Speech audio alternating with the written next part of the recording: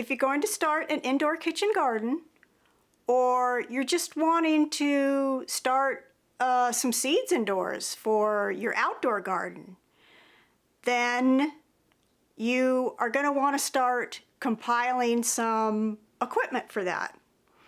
And what's the first thing you should get? A really good indoor plant light.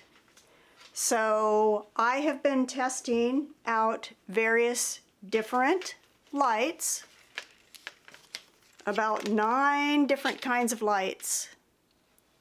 Yeah. Okay, so the reason you want a really good light is because for lettuce,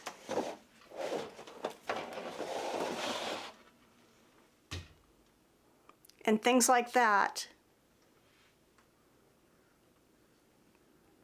they really need a lot of bright light, and one little dinky weak light is not going to get you good lettuce for your indoor kitchen garden.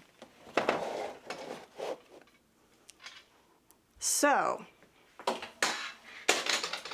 I have been trying out many different lights, and I have been trying 9 different kinds. Yeah. So I have a variety of lights that I'm going to be showing you.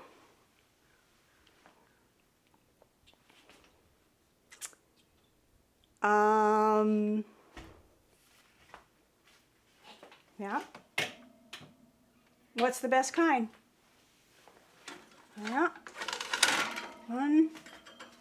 This kind, they all have different features. So, you know, some of them have dimmers, some have to be a certain amount of space, you know, away from the plant. Some you can put close, some you have to put far away. But what you just want to do is just go and start with one good light. Now, if you want to know more, if you want to know all of the different lights that I've tried, I'm going to put that up in another video and show you in detail all the different types of really good lights that you can get. But just get yourself one light. Shelves are secondary. You can always put your plants on the floor,